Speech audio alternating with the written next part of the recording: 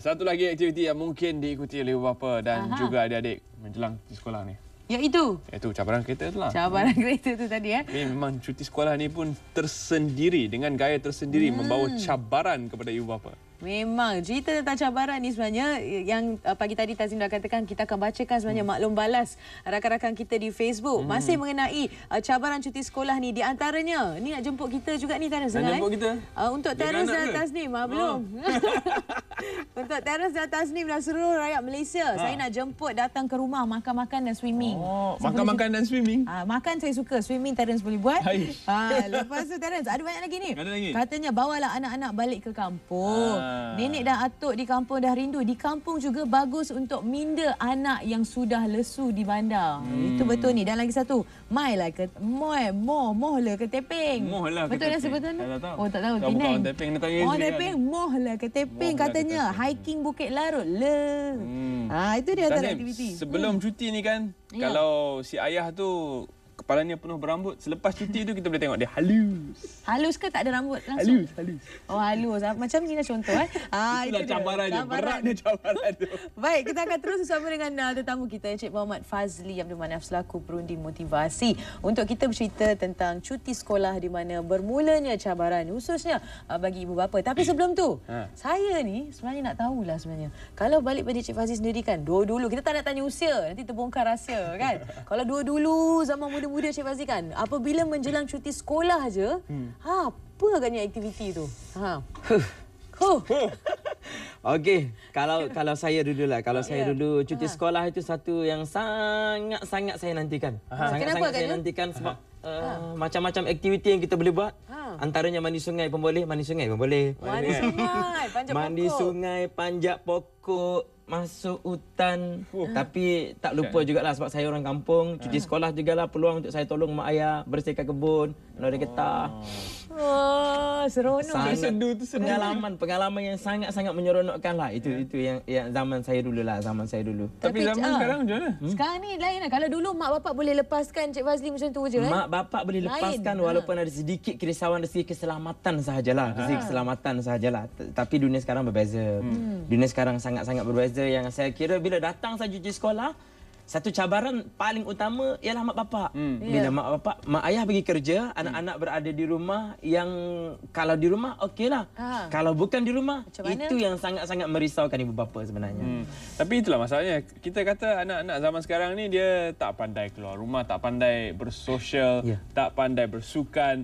Tapi kita risaukan keselamatannya. Jadi kita letakkan dia di dalam rumah, kita belikan dia Game Boy, kita belikan dia PlayStation supaya kau main kat sini. Jangan ke mana-mana. Laptop, iPad, Samsung Tab. Macam mana kita nak imbang antara keperluan adik-adik kita ni untuk keluar rumah, bersosial, beraktiviti dengan kepentingan keselamatan mereka? Okey.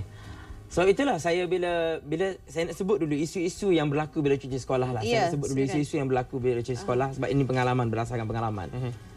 Pertamanya, ibu bapa susah untuk mengawal anak-anak pertama. Sebab itu ada cerita. Saya minggu lepas baru mengendalikan satu program di bawah sebawah Yayasan Selangor lah, senang cerita kan, Yayasan Selangor. Diberitakan oleh pegawainya kepada saya, ada ibu bapa yang bertanya pada pihak Yayasan Selangor yang tinggal asrama ni, boleh tak anak-anak saya sepanjang cuti sekolah ni berada di asrama saja? Ada. Dan malah saya pernah menerima panggilan telefon daripada para ibu bapa lah. Encik Fazli, ada tak program sepanjang cuti sekolah ni, program motivasi sepanjang cuti? Senang habiskan letak kat situ. Dan saya kira ibu bapa sebenarnya dalam keadaan yang sangat dilema. Nak letakkan anak di rumah tanpa kawalan, dengan internetnya, kan, dengan PlayStation-nya, dengan macam-macam, dengan gamenya, itu kalau berada di rumah menyebabkan anak tu kadang-kadang dah jadi macam robot. Otaknya, pemikirannya dah agak celarui sedikit. Kalau dibenarkan keluar dengan isu keselamatan satunya, isu keselamatan, isu pergaulan pula, isu masalah yang berada di luar yang mungkin boleh mempengaruhi pemikiran anak-anak. Jadi semua tu saya rasa amat meruncingkan para ibu bapa sekarang lah. Baik, Cik Fazli, bagaimana pula dengan situasi di mana ibu bapa macam Cik Fazli katakan tadi kan, ada yang nak hantar, lepas tangan je hantar ke asrama ni kan. Tapi situasi di mana ibu bapa ni dua-dua keluar bekerja. Okey, tapi di rumah kalau nak ambil pengasuh semata-mata untuk mengisi 2 bulan cuti persekolahan ni menelan belanja. Dari segi kewangan ada kekangan di situ. Jadi apa? Mereka pun runsing. Kadang-kadang dia orang pun tak boleh nak buat apa. Dan kalau dibagi mereka keluar, setengah perkara berada di luar kawalan ibu bapa. Betul. Jadi apa yang boleh dilakukan dalam situasi seperti itu? Okey, saya ada beberapa cadangan lah untuk para ibu bapa. Saya ada beberapa cadangan. Mungkin kita boleh pertimbangkan antara beberapa cadangan tersebut. Pertamanya, kita ambil peluang sebenarnya. Cuti sekolah ini peluang untuk kita bina karakter anak-anak kita. Mungkin pertamanya, saya rasa banyak di luar sana ada pertubuhan-pertubuhan seni mempertahankan diri, menganjurkan kelas-kelas latihan sepanjang cuti, siap dengan kenderaan sekali. Tinggal ibu bapa kita cari je. Sedikit proaktif, cari di luar sana. Bagi peluang anak-anak kita. Sebab seni mempertahankan diri ini banyak kelebihannya. Dari segi disiplin dan macam-macam lah. Bagi yang Islam, saya cadangkan masjid ada anjurkan, surau ada anjurkan, komuniti-komuniti setempat ada anjurkan, kelas-kelas pengajian Al-Quran, fardu ain macam-macam. Ambil peluang dengan barang yang saya cukup minimal. Itu yang Muslim. Yang non-Muslim pun saya rasa banyak kita baca komuniti-komuniti setempat. Sama ada anjuran pihak gereja ke kuil ke atau apa-apa saja. Kita ambil peluang ni, isi kerohanian anak-anak kita.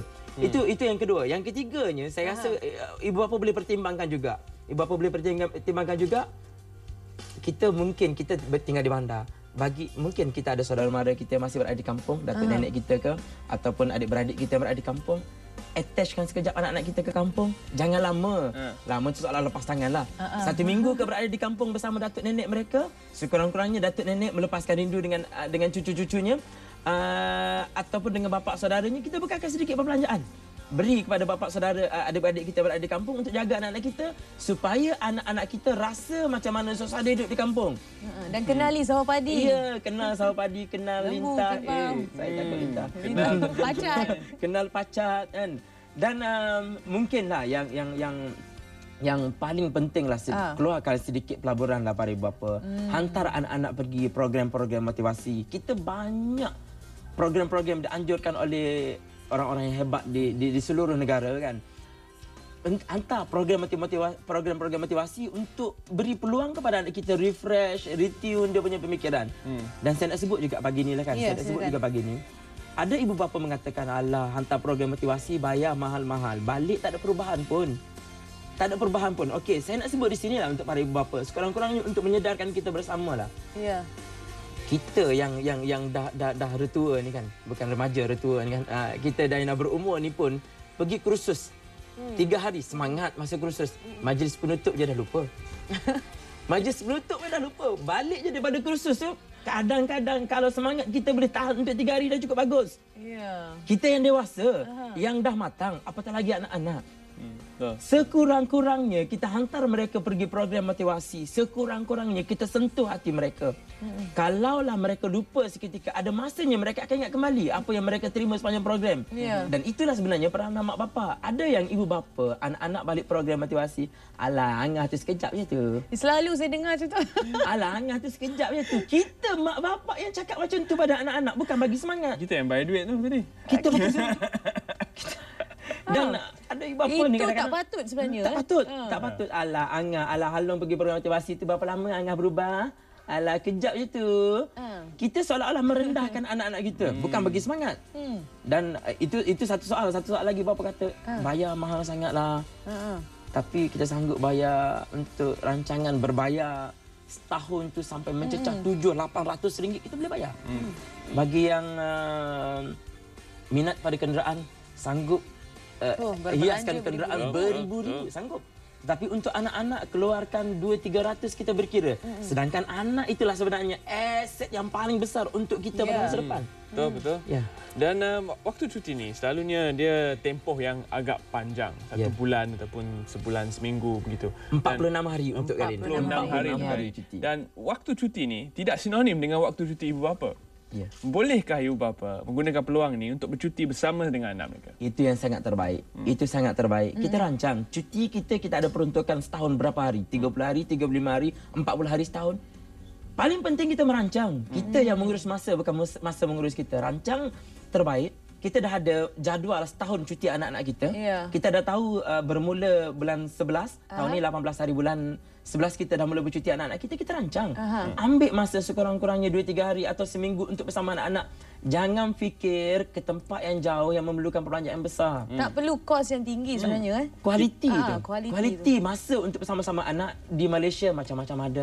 Betul. Macam-macam ada. Cik Fazli, kita alihkan sedikit skopnya tu pada anak-anak pula. Tadi kita cerita tentang ibu bapa. Okey, apa bercerita tentang anak-anak ni pula. Kadang-kadang persepsi yang ada apabila menjelang cuti sekolah, oh dah cuti, tak boleh ada buku, tak boleh ada ulang kaji, tak mahu apa-apa yang berkaitan dengan pelajaran. Tidur lewat, bangun lewat. Makan, nak makan, nak tidur, jangan kacau nak bangun pukul 1. Selalu 6 pagi, kali ini pukul 1. Dan ini saya rasa merupakan salah satu persepsi yang perlu dikikis. Kerana sedikit sebanyak akan memberi kesan. Kenapa bagi mereka dah cuti, kenapa perlu belajar? Kenapa perlu ulang kaji pelajaran, mak? Stres, mak.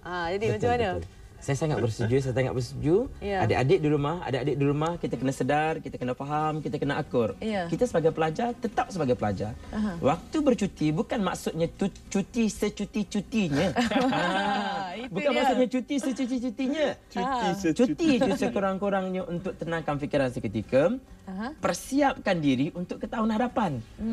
Bukannya cuti itu sehari sebelum ke tahun hadapan tu minda masih belum bersedia.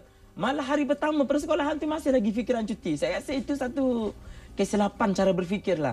Jadi adik-adik cuti bukan secuti-cutinya. Tapi kadang-kadang ada anak-anak kita ni hari cuti boleh pula bangun awal.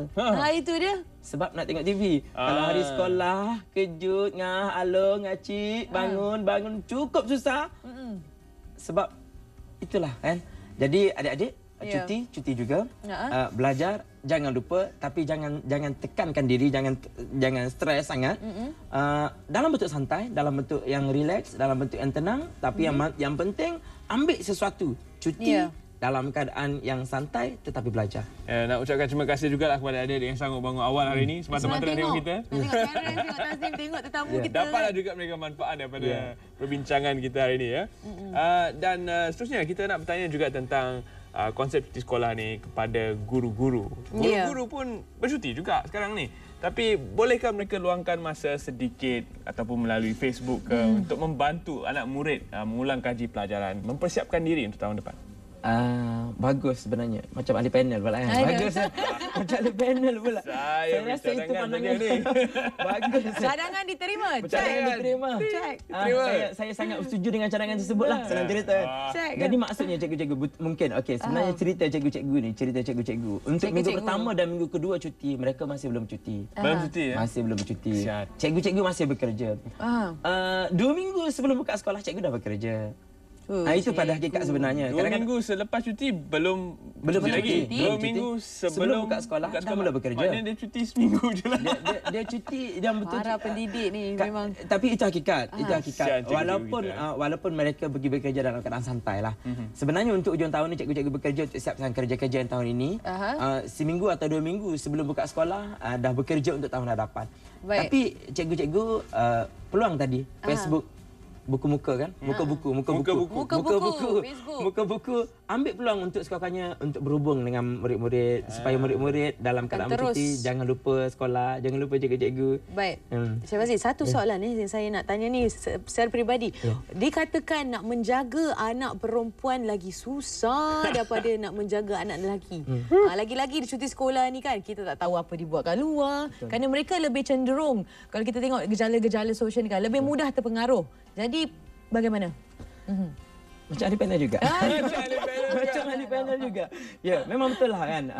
Anak perempuan ni cabarannya cukup hebat lah. Cabarannya cukup hebat untuk jaga. Sebab kita tengok cerita-cerita sekarang ni. Ada anak perempuan yang kali pertama jumpa dengan lelaki pun boleh ikut sampai ke rumah. Saya rasa itu satu cabaran yang cukup hebat lah. Satu cabaran yang cukup hebat. Jadi untuk adik-adik perempuan dekat luar sana lah. Saya nak pesan.